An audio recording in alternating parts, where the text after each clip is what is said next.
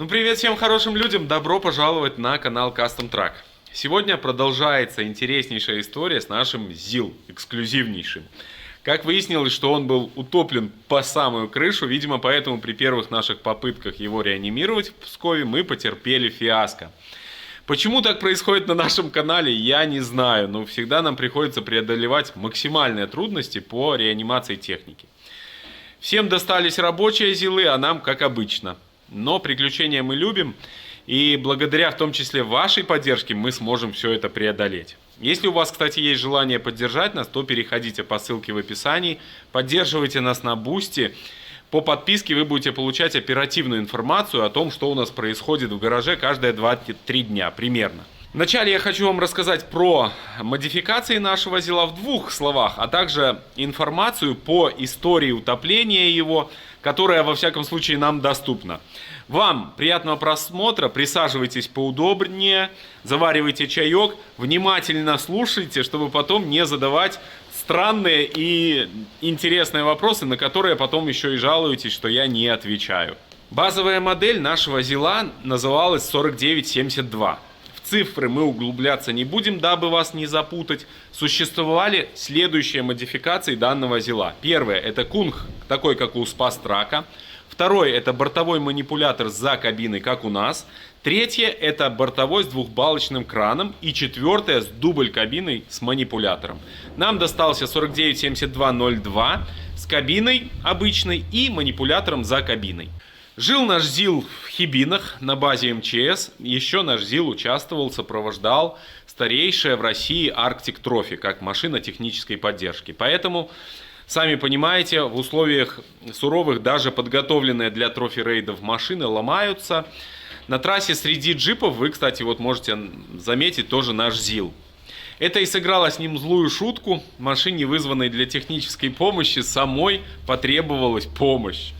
Сложность одного из этапов Arctic Trophy в горах Хибин, его прохождение в том, что в самом узком месте, где находится ледниковое озеро глубиной метров 20, с обоих склонов в него скатываются осыпи. Теперь представьте, что вам предстоит проехать 200 метров по свежей каменной осыпи под 30-градусным уклоном вдоль кромки огромного озера. Понимая, чем может грозить это препятствие, организаторы пригласили для подстраховки спасателей МЧС с аквалангами и нашим ЗИЛ-4972 с манипулятором. Но случилось все совсем не так, как могла предположить даже самая буйная фантазия. ЗИЛ сам съехал в воду и заглох. При попытке вытащить ЗИЛа с помощью ГАЗ-66 под ней провалился грунт, и ЗИЛ пополз с прибрежного шельфа еще вниз и завис на трассу над подводным обрывом. Спасатели появились только на другой день, ближе к вечеру, и с помощью огромного трактора кировца, видимо, доставали этот наш ЗИЛ. Но мы точно уже не знаем дальше, но нет информации, во всяком случае в интернете мы ничего не нарылись.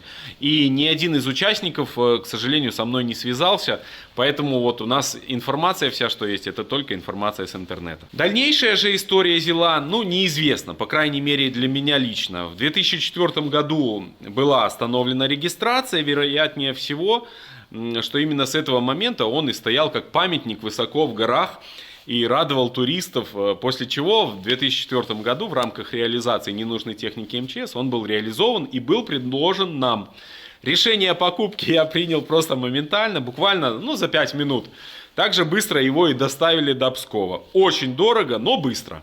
После этого начался долгий путь оформления документов. Огромное спасибо двум Вадимам, которые наверняка смотрят это видео. Огромное вам от души спасибо. Ровно 4 месяца спустя нам удалось все оформить. ЗИЛ был уже готов к отправке к нам на базу. Вы все хотели, чтобы мы везли его на Volvo, но мало кто понимает, что для этого необходимо оформить много документов. Международный техосмотр, тахограф, страховки, оформить сам автомобиль соответствующим образом, оформить перевод техпаспорта, оформить платон и так далее. Много-много всяких нюансов.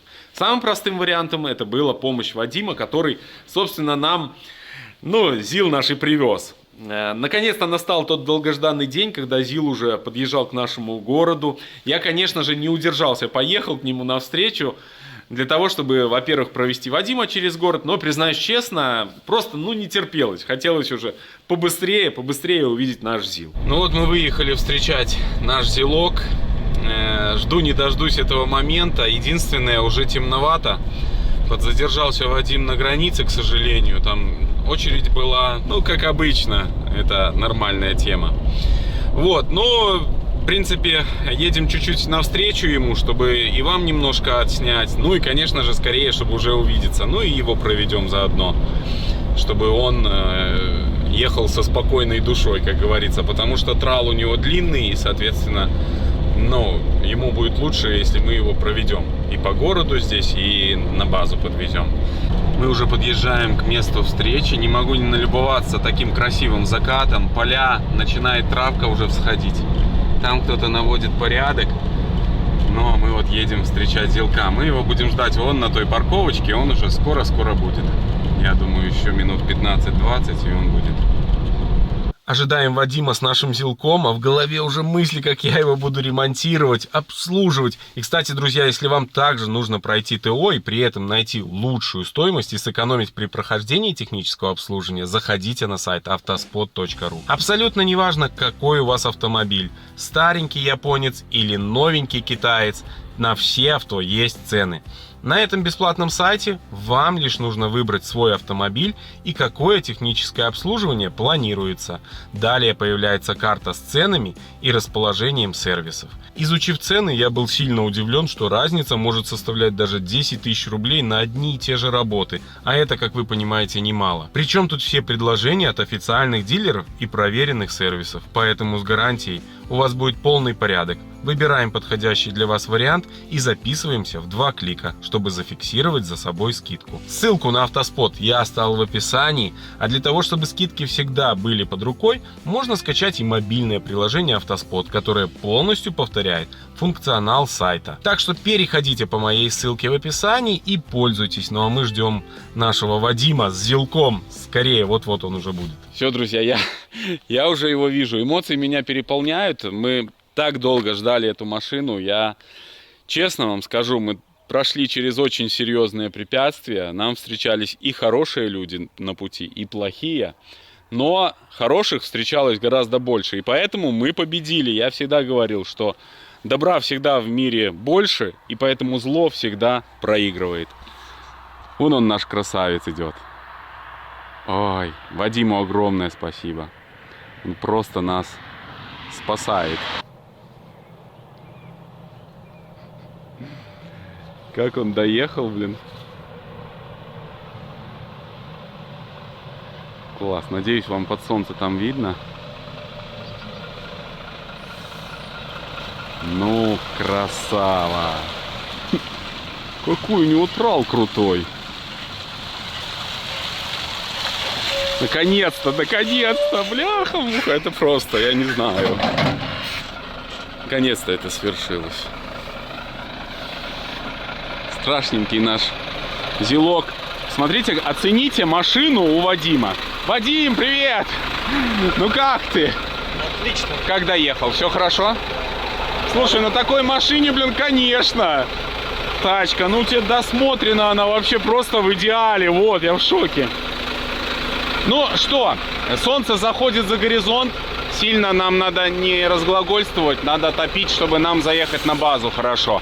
Ты цепи проверял? Нормально все? Да. Я думаю, ты их уже не раз проверил, да? Ай, красавец, ну посмотри, какой он классный. Красавец, да, даже с номерами, что ты? Да, даже с номерами. Ну что, давай погнали дальше. Цепочки, все нормально. Да все вообще отлично. Все, поперли, не теряем время.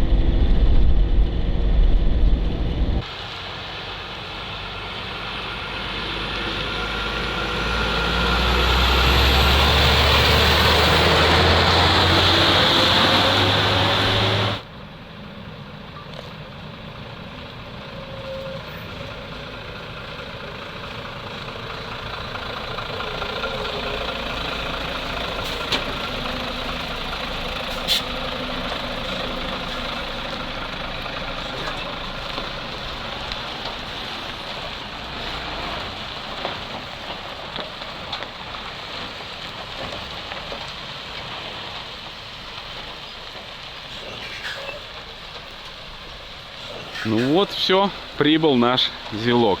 4 месяца мы его ждали. Наконец-то он на базе.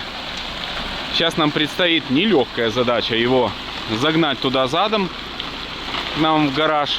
Но я думаю, Вадим справится. Смотрите, у него поворачиваются все оси у этого трала. Это, конечно, очень круто. Короче, оси в шоке.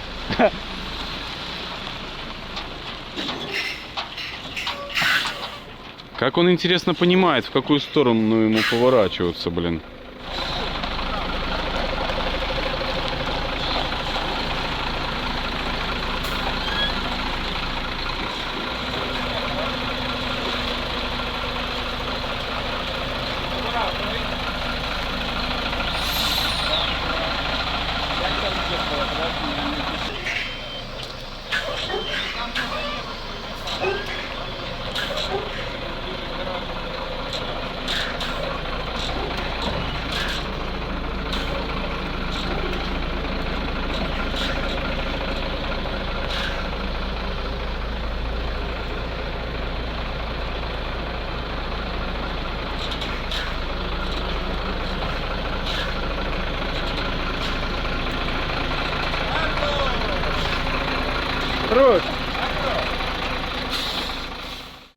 Доброе утро, друзья. Ну что, сегодня нам предстоит разгрузочка.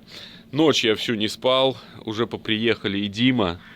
Все хотят очень сильно прикоснуться к этой машине. Наверняка и вы тоже скучали. Вот такая у нас тачка теперь есть. И нам предстоит большая работа по его оживлению и возвращению к жизни. Но мы справимся, ничего страшного. Все, сейчас будем развязывать. Вадим там уже проснулся. Сейчас пьет чай и будем заниматься. Все, ответственный момент. Разбираем. Сейчас запускаемся, проедем чуть вперед и будем стягивать нашего аппарата. Будем хономагно стягивать без тормозов, поэтому будет очень интересно. Ты что, мне 20 лет на трале отработал? Вообще, бля, один день я на нем отработал. Это все туда, вперед.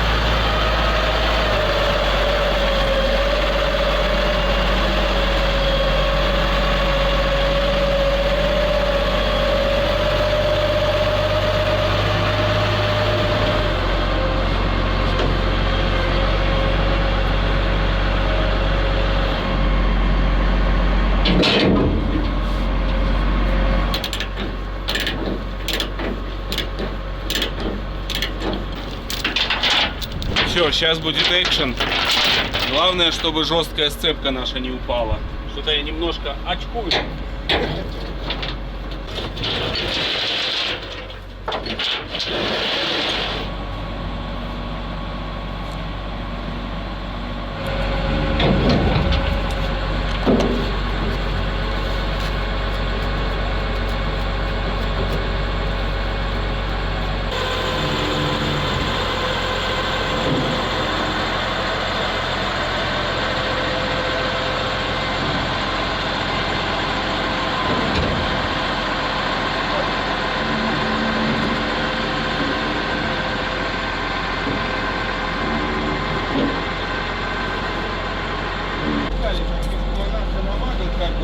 колесо. Я потом его подниму вот здесь ковшом и переставлю. Как вариант. Попробуем. Он запакован. Тогда его надо так, чтобы он поднимал, чтобы он был спереди привязан. У нас, ну, он сейчас только держится за счет этого. Да все нормально будет. Он здесь... Нет, мы тогда давай, если ты будешь его переставлять, поднимать, спереди кинем опять цепь фиксирующую, чтобы он кости, чтобы не пошел. Он просто против отца.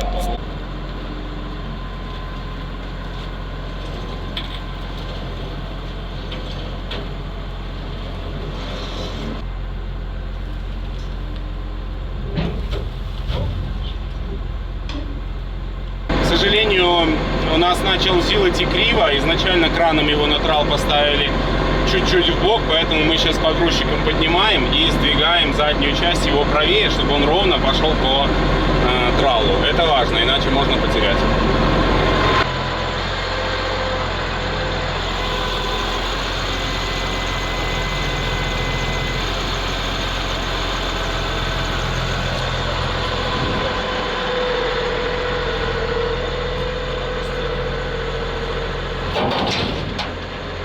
Надо посмотреть с той стороны.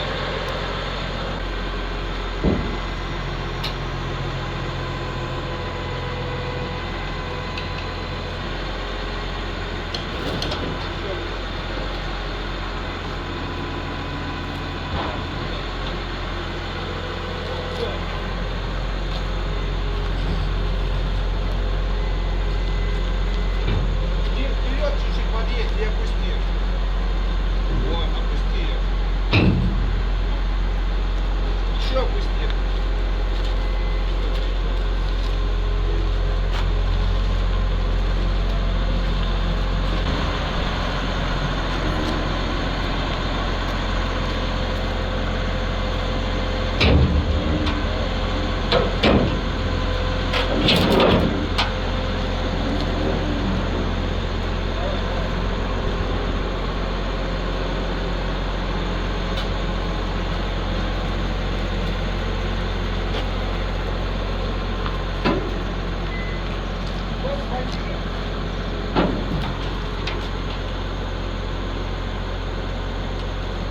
Давай. Ковш еще пониже, Дим. Вот.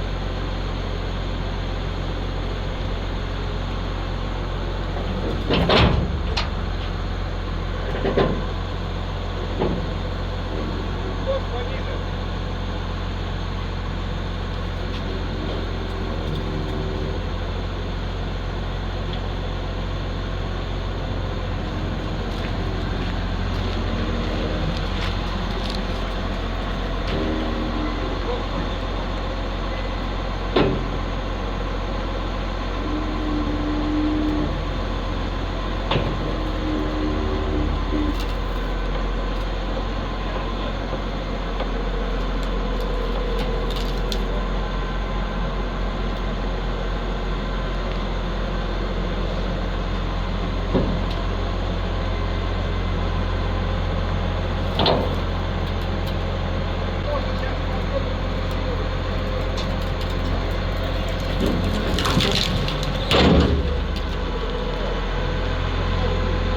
Цепка лопнула.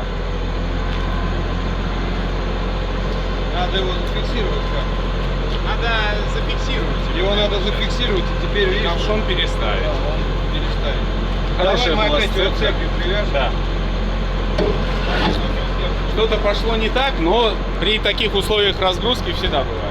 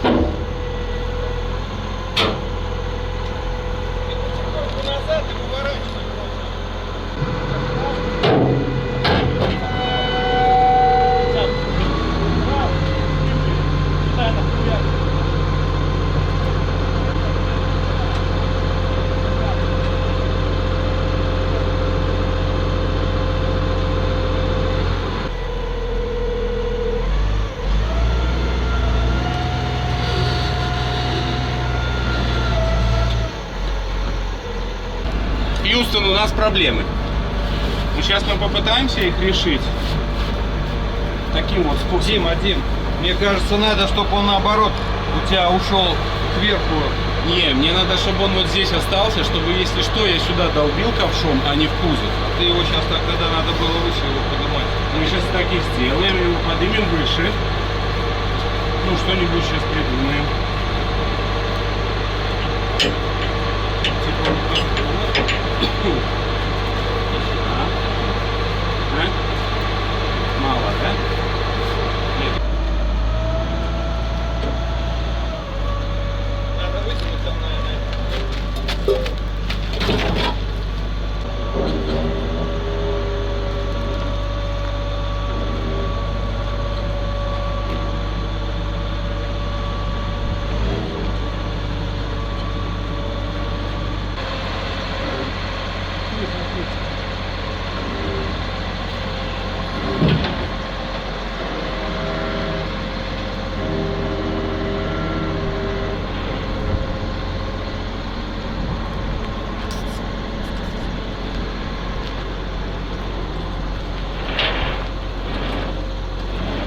Там еще цепь есть? Полметра.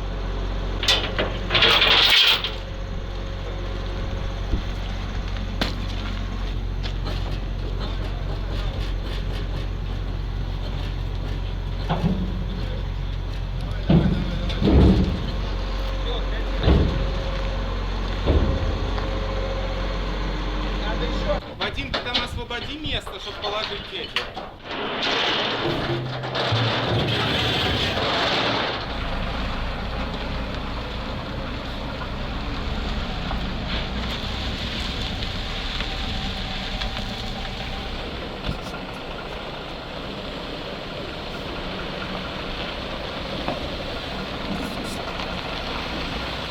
Так, ну наша операция чуть-чуть пошла не по плану, но все-таки результат уже есть, мы стянули. Это было страшно, Ханамак не выдержит, вот так вот весь. Но он справился, обратите внимание. Еще тормозов же нет, вы помните, без тормозов тяжеленько. Вот, но самое главное, что зилок дома. Сейчас мы его затолкаем туда поглубже, и все будет огонь. Все, сейчас наша задача затолкать его туда на место, в сторону Праги. Прага еще стоит, скоро будем восстанавливать. Вот, и сейчас вот зацепили сцепку и будем толкать. И вот столько.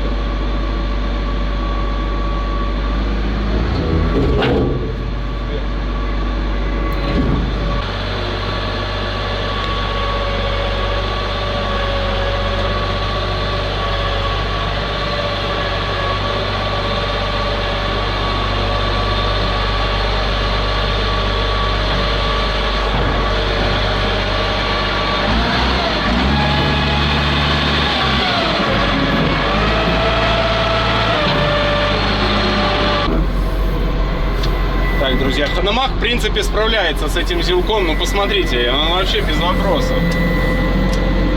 Просто его как ребенка, блин. А вы все сомневались. Ханамак. Ханамак-то пушка. Хрен с ним. Я не знаю, по-моему, слишком далеко мы его направо поставили. Ну, сейчас глянем. Блин, теперь прохода нету, да? Можно и перед подправить. Вот так это работает, друзья. Вымучились мы, конечно, сегодня, выбегались. Я уже весь мокрый.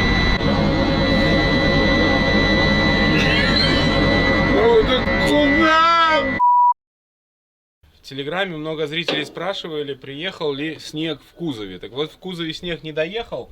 Сейчас глянем, может, он доехал под капотом.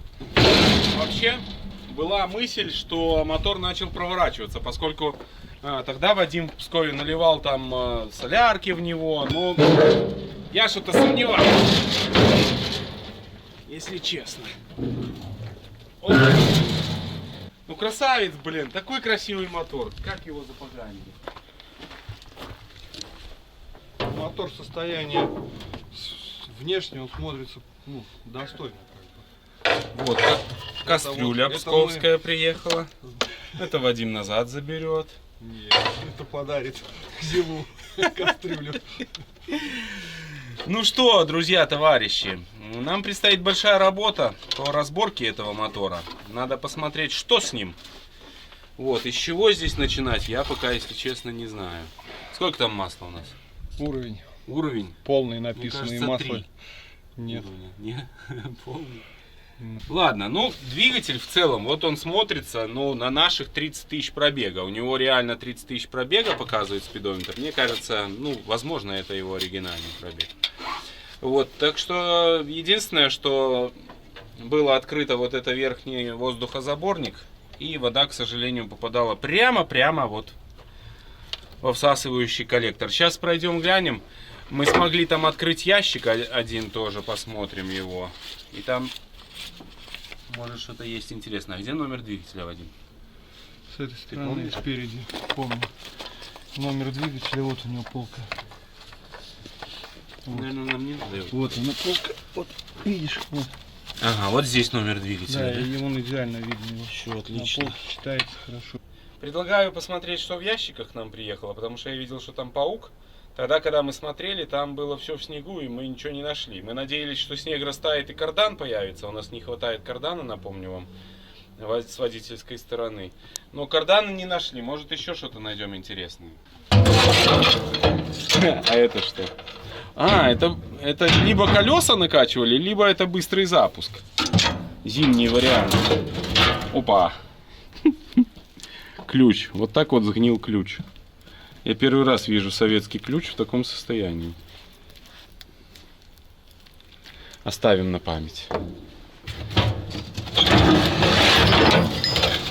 Паучок здесь нам остался. И здесь, в этой машине, аккумуляторы установлены с двух сторон. Вот здесь и с водительской стороны. Поэтому мы его не могли, ну, оживить, ничего, не реагировал он никак. Потому что у него конструкция другая. Какой-то паук одинарный, видишь? Ну и здесь ничего нету интересного, ё-моё, тут уже все вытянули, что можно.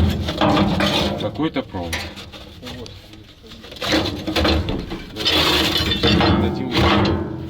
Вот, это крюк, кстати, это оригинальный на лебедку крюк, на Зиловскую.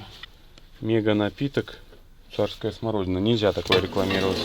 И лежит какая-то полуось. У кого есть мысли, кто профессионал в этом деле, пишите, может, это та деталь, которая нам понадобится. Вот такая у нас мега запчасть. Тоже какая-то новая. Интересно. Ну, как корпус коробки. Дипломат, тот самый дипломат, который лежал здесь со времен, когда Миша Яковлев делал обзор на этого Зила. И вот он, этот дипломат, приехал к нам с севера, с Мурманска. Так. А это куда-то панелька непонятная. С аккумулятора типа вот отсюда. Да. Вот она. Это вещь редкая. Кстати, эта кабина зиловская прям самая лучшая по комфорту, удобству и вот расположению. То есть и приборка красивая у нее, и сидухи удобные, и места много. Вещь. Но это все хорошо. Я думаю, нам надо начинать разбирать двигатель. Ну, кстати, и в кузове у нас, кроме саней, вроде бы так вы писали в комментариях, что это какие-то сани. Какие-то сани для перевозки по снегу, ролики. В общем, непонятная конструкция. Одно колесо у нас есть нормальное, больше нету, к сожалению. Все остальные, они держат, не спускают, но они лысые. Ну что, начинаем дербанить. Сегодня наша задача: снимем капот, пока здесь много людей. Это будет сделать гораздо проще. Вот, потом, я думаю, отдохнем, наберемся сил моральных. И завтра начнем разбирать уже сам двигатель. Потому что сегодня мы хотим пожарить шашлычок. В общем, у нас сегодня релакс-дэй. Сейчас будем снимать капот. Он держится вот на 4 здесь болтах. Внизу 2 троса и вверху 2 троса с пружиной. Ну, на тросиках, можно сказать. Стрёмная конструкция прям вообще. Но не важно. Проверенная годами. Сейчас запустим ханамак и ханамаком снимем капот, чтобы нам не мучиться. Решили так. Вот, потому что конструкция страшная. А бросать просто об землю мы его не будем.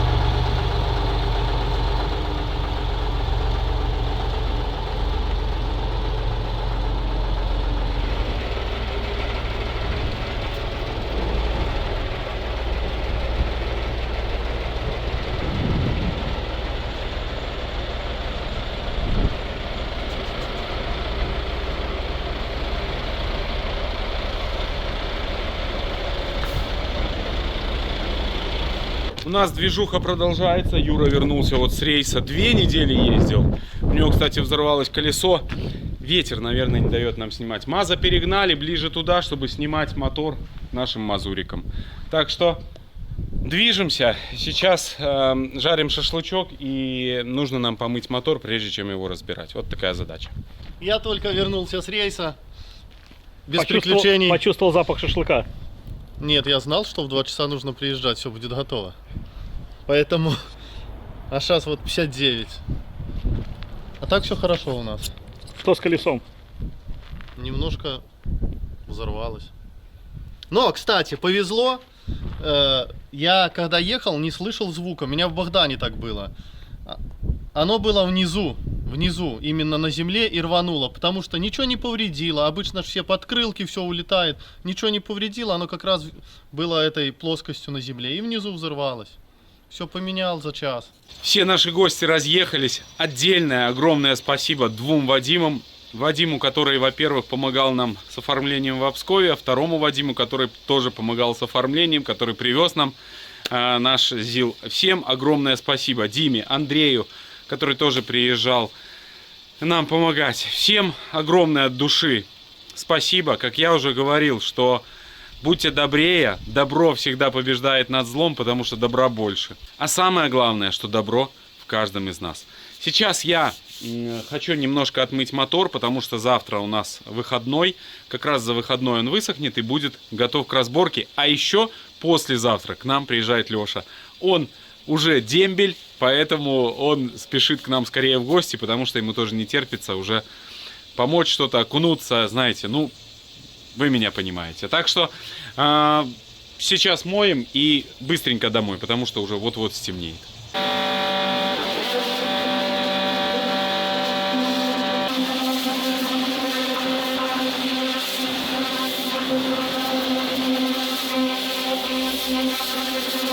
Очень преобразился мотор после его минимальной вот такой быстрой мойки. Очень красиво выглядит все и сверху. Ну, прелесть. Прелесть. Видно, что пробег небольшой. Жаль, что его вот так вот загубили. К сожалению. К сожалению. Я знаю, что нам предстоит много с ним работы. Я все это осознаю. Ну, что поделаешь. Тут главное не падать духом. Все нормально. Все нормально. Редчайшая машина. Самое главное, что она у нас. И самое главное, что она теперь не будет мерзнуть. Я так вот переживал все это время, что она стояла и мерзла там 20 лет этих. Доброе утро, друзья. Ну что, вам наверняка, как и мне, не спалось, да?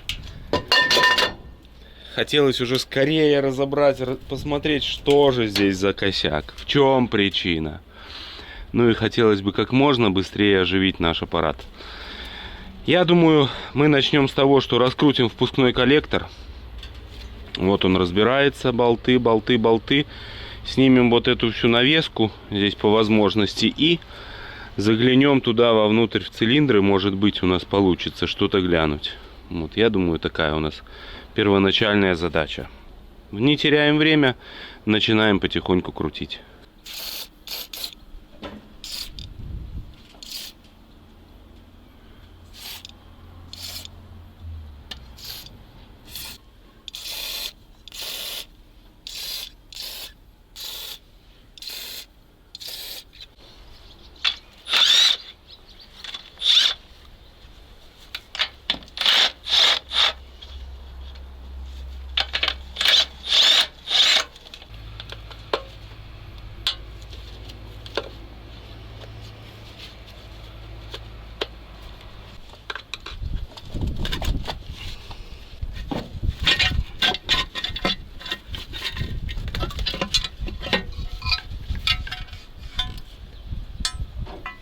Обратите внимание на еще одну особенность нашего ТНВД.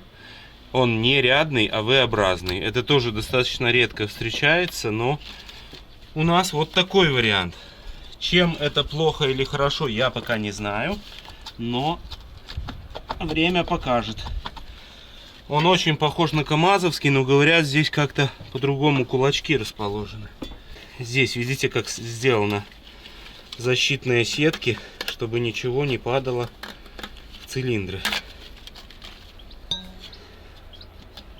Солярочка стоит. Это та солярка, которую мы заливали. Точнее, которую заливал Вадим. Топливный насос, маркировка его 338-10. Сейчас хочу демонтировать топливный фильтр. Все равно нам это все снимать, как-никак. Трубки, обратка, подача и вот здесь трубка. И вся эта конструкция у нас снимется. Это идет обратка, а также идет на факельное устройство у нас вот такие вот трубки. Я думаю, они были вот здесь, если честно. Мне так кажется. Вот здесь была запитка, а сама трубка стояла вот здесь. Скорее всего так. Но мы ее тоже сейчас открутим, чтобы она нам не мешалась. Следов того, чтобы кто-то сюда заныривал, я, признаюсь вам, не вижу. Честно, не вижу. Пока что. Потому что все заводское. Смотришь. И еще напоминаю вам, что наш ЗИЛ 95-го года, это не сборка с СССР. Это уже немножко другое. Вот. Завод у нас производитель Правдинский.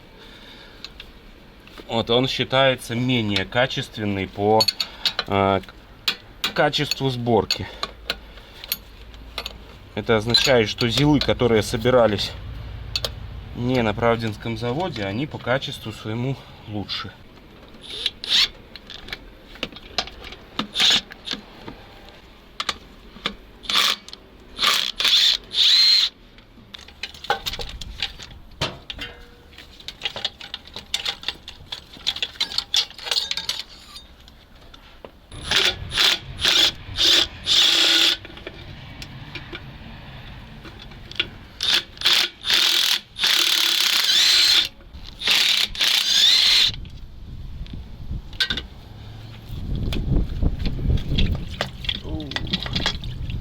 Поплыла соляра.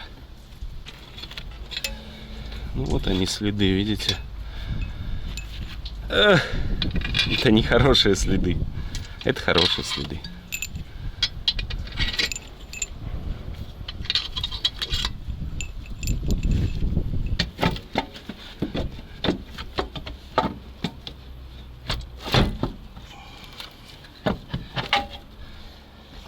Так, что мы видим? Особо пока что ничего не видим. Надо будет удалять эту соляру отсюда.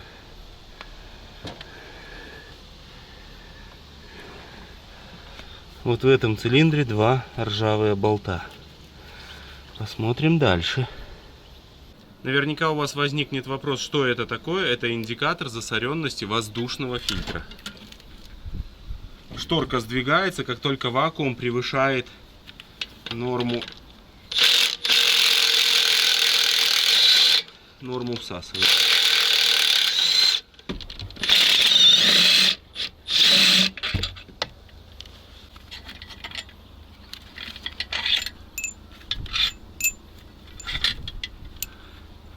Вот. Болты с ржавого цилиндра. Вот еще один.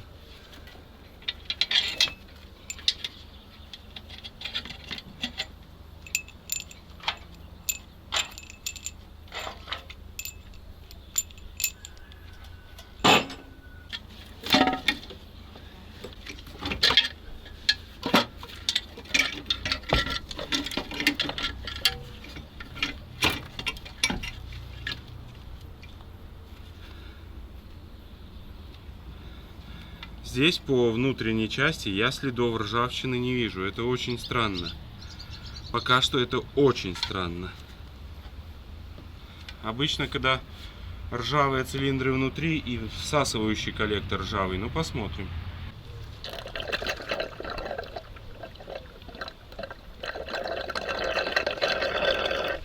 Убрал я солярку из колодцев из наших, но на первый взгляд, и вот мой опыт, почему-то я не вижу. Только болты у нас показывают то, что здесь была вода. Но все равно вариантов нету. Я думаю, нужно скидывать головку. Будем скидывать сначала с правой стороны головку. Вот. Разницы нету, какую первую скидывать. Ну, я начал справа, так справа.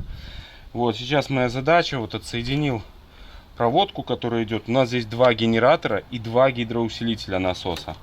Вот такая конструкция. Тросик спидометра, он идет на передний правый бортовой редуктор. Вот. Так, что еще? электрика у нас два датчика температуры, контрольный и аварийный. Вот, на этом генераторе у нас тоже подходят провода. Сейчас их отсоединим. Пассажирский генератор я уже отсоединил. Там тоже идут. Так, это на температуру. Это тоже на температуру.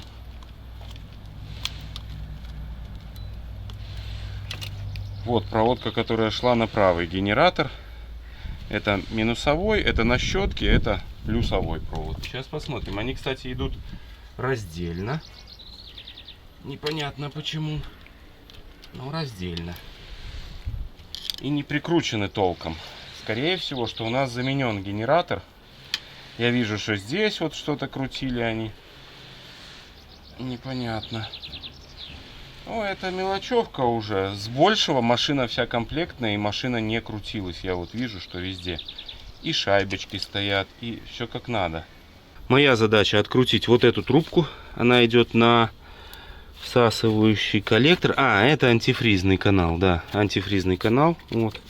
Он идет у нас на печку. Здесь тоже выключатель печки. Вроде бы работает. Откручиваю трубки.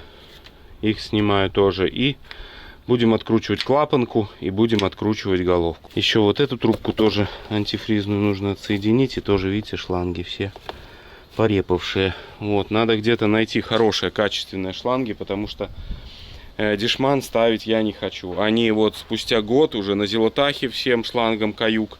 То есть это все бесполезная трата денег. Лучше тогда оставить вот такие советские порепанные. Они еще будут порепанные здесь висеть годами. Вот, ну будем смотреть, будем смотреть.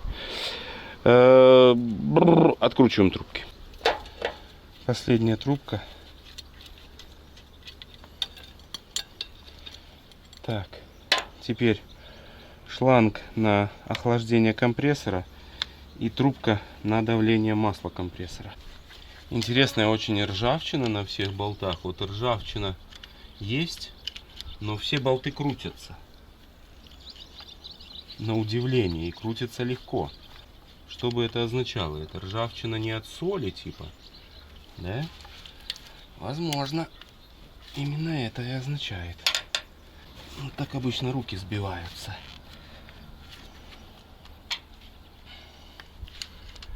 Я это понимаю и все равно тяну этот шланг.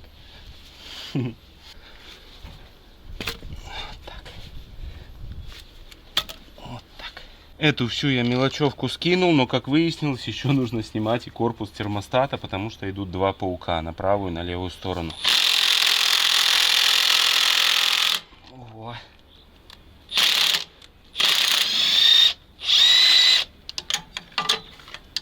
Какая-то беда.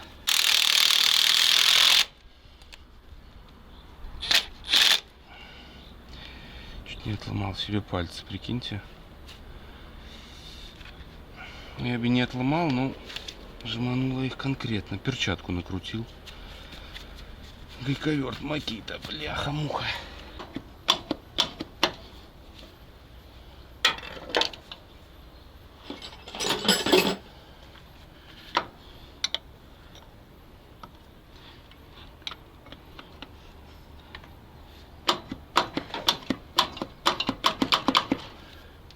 Прикурил я с корпусом термостата. Парни, прикурил так, кстати, нормально. По-дурацки здесь сделано. Болты вот в алюминии в этом закисли. И я их драл. Видите, и обломанный один остался. Тоже будет веселуха. Ну, выкрутим это мы. Каечку, наварочку, погреем. Это не проблема. Это лирика. Так, сейчас снимаем этот корпус весь. И раскручиваем клапанные крышки.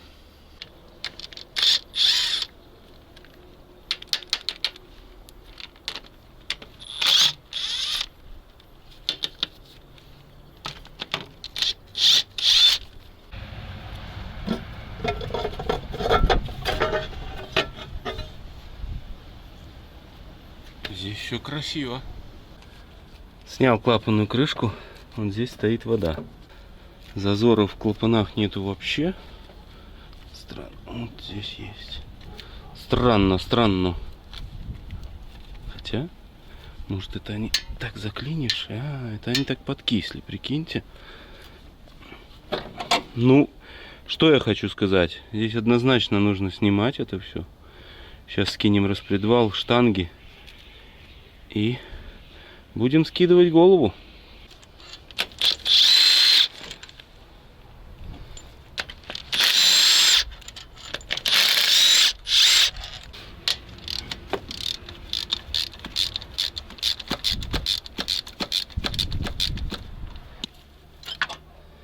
Так. Слушайте, ну как бы все такое в маслице, да? Даже стаканчики там в масле.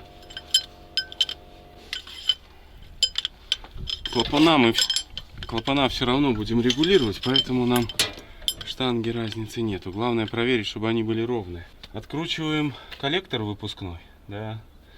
Тоже будет веселуха. Сейчас возьму корщеточкой и пройду сначала.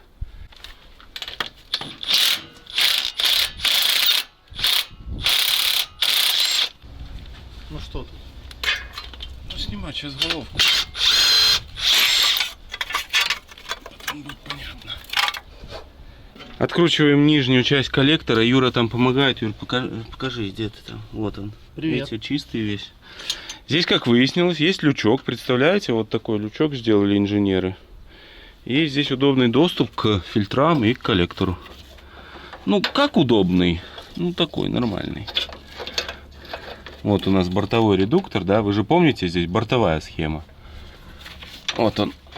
На каждое колесо свой редуктор. Мальцы, берегите пальцы. Давай.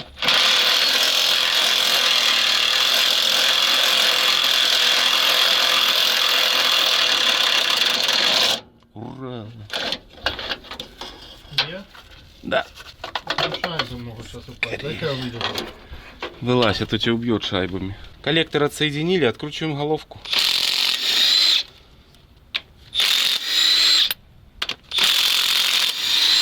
Решетка или вороток? Откручу я трещоткой. Сломаешь ее. Ради. Вороток вон там есть большой. Дай мне он тот длинный, там есть длинный вороток такой. Вот тебе и Макита, она их щелкает как орехи. Ну, вот так бы трубой крутил, как обычно эту головку. Да. Вдвоем. О!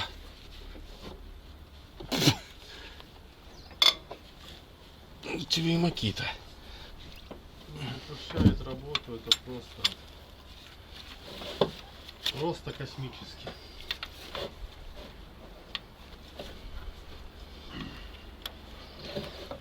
Я вон колеса крутил и тоже лень зажимать. Много тебе болтов? 3. Осилишь или давай я? Силю трубки вот умирают, блин. Ходишь по ним? Ну. Так не ходи. Да ну нафиг.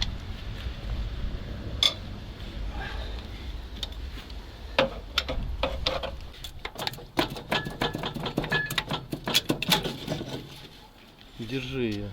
Хватай ее. Ну что, момент истины. Может, я тебе тут ничем не помогу. Только советом. Ой. Тише, пальцы. Мать, Стой. Назад. Оп. Во. Вот и момент. Иди возьми у меня ее. Она не тяжелая. Вот это тут жесть. Придержи. Придержи один. Положи. Так. И все. Вот и все. Вот и кончилось теплое лето. Видишь, вот эта гильза будет нормуль. Торопластовые кольца стоят. Не колупай.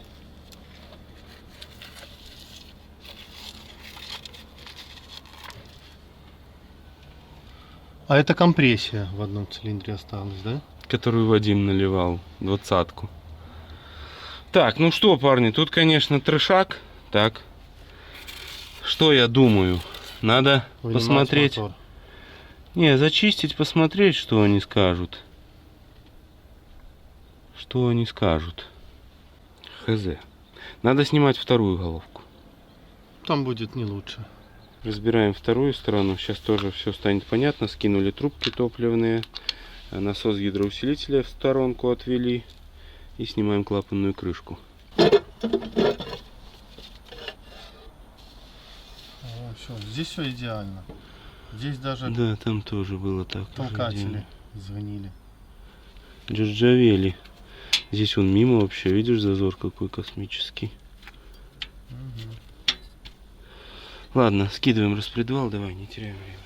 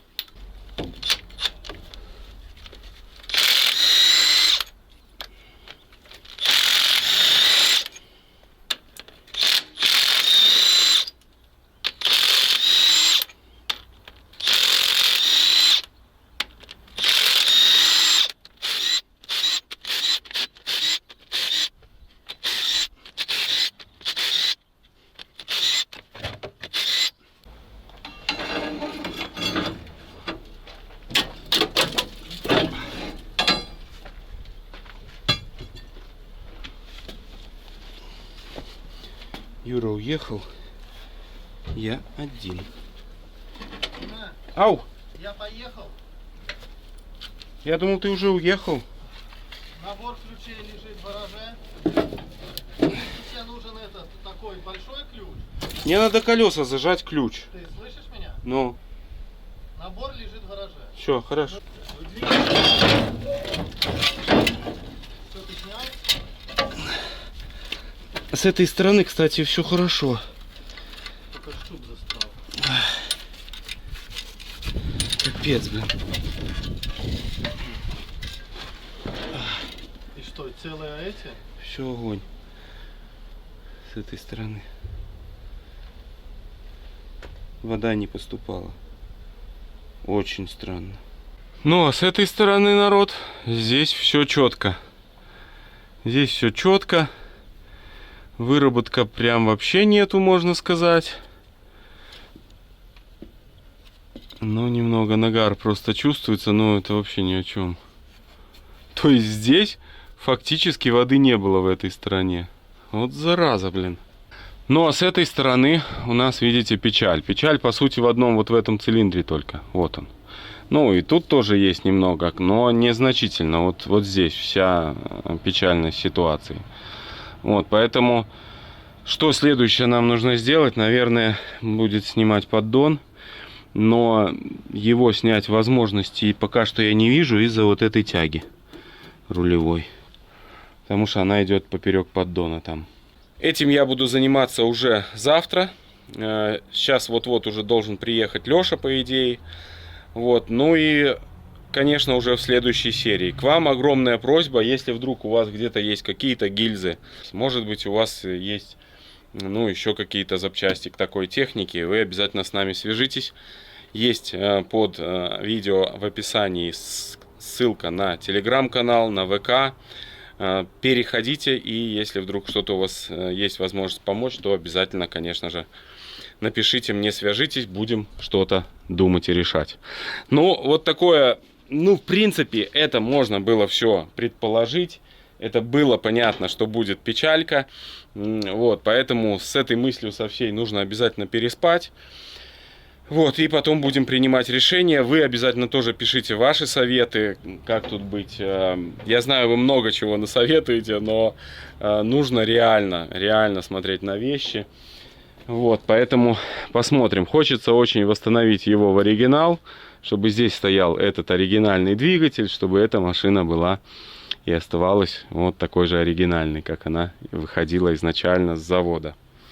Вот, я понимаю, что многие напишут, что нужно здесь вставлять ЯМЗ 238 и т.д. и т.п. и пошло-поехало, что этот мотор ненадежный.